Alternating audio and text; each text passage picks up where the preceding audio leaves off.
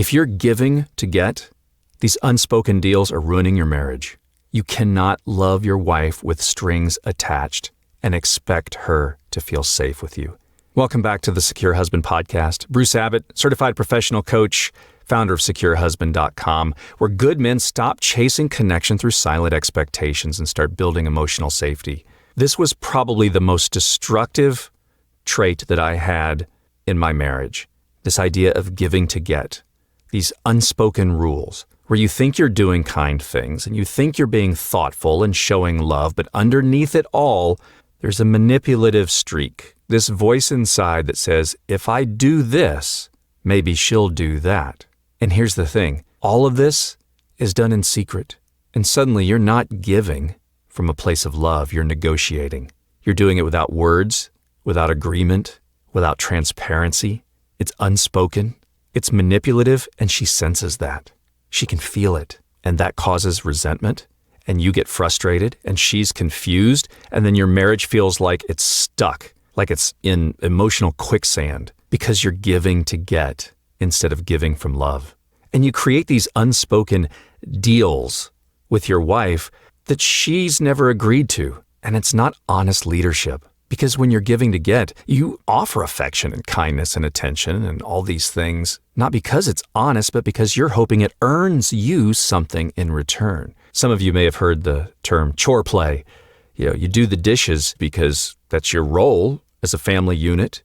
You're doing the dishes because you're hoping that she notices that you did the dishes and hoping it turns to sex, that you earn appreciation. Maybe you give her a massage. You're not giving her a massage because she's tired and she would love that. You're hoping it leads to sex. Maybe you compliment her, hoping that she compliments you back. Or the famous, I love you, saying that, not to express your love for her, but you are watching to see if she says it back. Anything that you can do to avoid conflict so that she stays in a good mood, so you walk on eggshells and don't speak your truth. On the surface, it looks like love, but it's actually a transaction disguised as generosity. And the problem is she never agreed to that deal. She didn't sign that contract. She didn't know there were strings attached. And this damages emotional trust because when she doesn't give back in the way that you hoped she would, you get resentful, you get butthurt, you go silent, you get angry, you withdraw, you go passive-aggressive, she gets confused, and the cycle just repeats. The emotional tension thickens, and you start keeping score.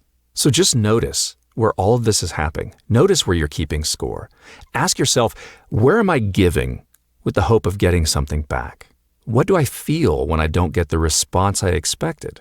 I mean, truly be honest with yourself and ask yourself, am I doing this from love or from fear of not being loved? And in many ways in my past, I did this and realized I was doing it, but in other ways, I didn't realize it. You may not even realize that you're keeping score. I've had some of my guys say, I don't do that. But then they'll say things like, I do everything around here and get nothing back. They'll say things like, she didn't even notice what I did for her. One I heard just the other day was from a client saying, look, I've been super nice and I've been trying not to rock the boat lately, and she's still cold and distant. Because you're thinking, after all I do, she'd at least want sex or some variation of that. That's all evidence of an unspoken deal that she's never agreed to. She's not equating doing the dishes with giving you sex and affection, but you gave something and quietly expected payment in sex, affection, affirmation, validation, gratitude. And when she didn't pay you back, your wounded self interpreted that as rejection. And if you ever bring that up, she is confused and cannot figure out what in the hell you're talking about. And it just spirals downhill from there. So once you notice this, you choose to stop creating these unspoken deals. So you just stop and take a deep breath and you make a decision that I'm no longer going to give love or time or service or attention with unspoken expectations. Because these invisible deals are destroying trust and safety. They're destroying intimacy. They're certainly not healthy communication. And you make a choice to do things differently. This time, if I'm going to do something kind, it's because that's who I am, not because I'm trying to earn her love. If I'm going to do the dishes, it's not because I'm expecting sex. I'm going to do the dishes because I'm part of a family and that's my role. That's part of leading the family, is doing the things that have to get done around the house. Nobody likes doing dishes. It sucks.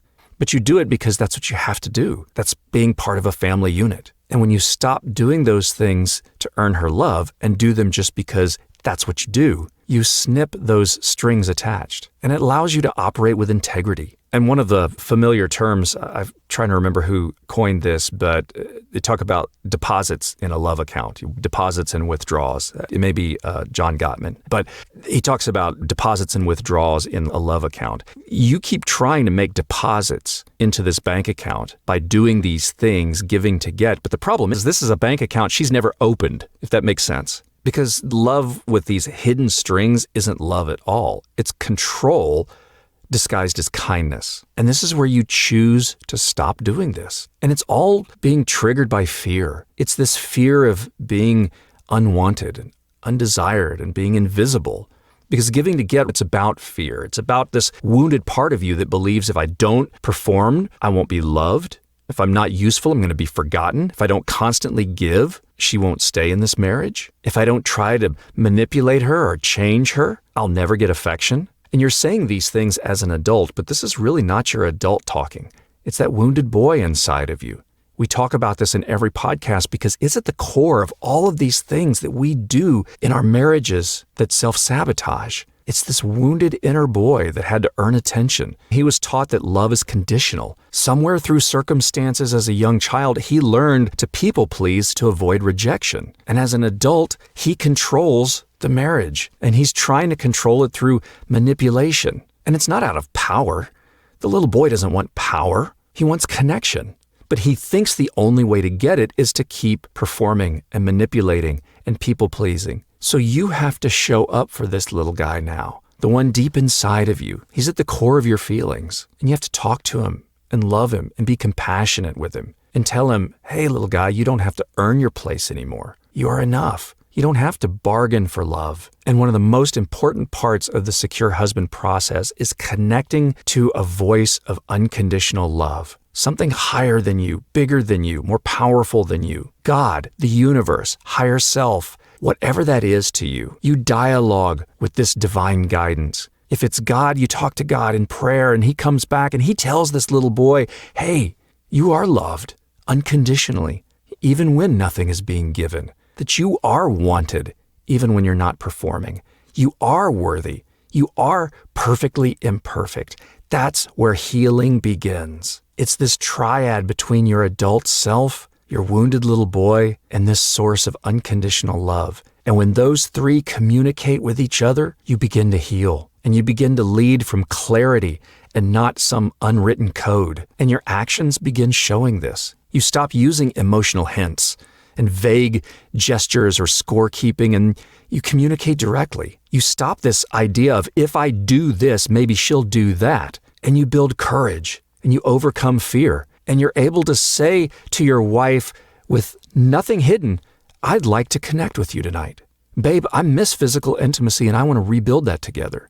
If I'm doing stuff around the house, I'm doing this because I love you, and it's part of my role in this family, and I'm not doing it because I need a certain response. That's being honest. That's being authentic. That's being truthful. That builds trust. That's leadership. That builds emotional safety and honesty. And you stop playing games, and you stop running these emotional, silent deals. It builds real connection through real presence. And your wife can feel that. When you stop doing that, she notices. Will change happen overnight? No. Probably not. It may take time. But when you give from overflow and not emptiness and manipulation, you stop giving to get. You start giving because you're already full of self-love, full of self-compassion. No, it's not narcissistic. No, it's not selfish. It's healthy self-love. When you do all that, you do kind things for her because you want to, because it aligns with your values, and you love from freedom and not fear. You're being honest with yourself, and you're being honest with her. And there's peace in that for you and her. And if nothing comes back, you're okay because you're grounded. You're strong. It's not because you don't desire connection. It's because you've stopped demanding it. And she'll feel that energy shift. She'll stop feeling pressured. She'll start feeling peace. She will begin to trust you again because it's trust. It's emotional trust and emotional safety, not guilt, not performance. That's the foundation of desire. That's what makes your woman want you. And you drop the scorecard. You stop tracking who's doing more and measuring how often she responds, or stop analyzing what's fair, and you lead. You lead with love, you lead with integrity, and you offer connection from a place of strength and authenticity and wholeness and peace, giving without demands and manipulation, loving without keeping score. That's the man who builds emotional safety, and that invites real connection back. Giving to get, it's not generosity, it's fear, it's control, it's manipulation. Because it's going to create unspoken deals that your wife never agreed to and can never live up to. So speak your needs. Speak clearly. Give freely without expectations or reciprocity. Love fully. Love yourself. Love so much that you have overflow for your woman. And this is how you can lead with honesty and stop trying to earn something that you already deserve. That's being the secure husband. I hope this podcast has been helpful for you. If so, please leave me a review. Hit that subscribe button for more Secure Husband episodes, and share this episode with someone who you think may need to hear this. Visit securehusband.com for more resources and to book one-on-one coaching. And I'll see you again in the next Secure Husband podcast. Thanks for listening.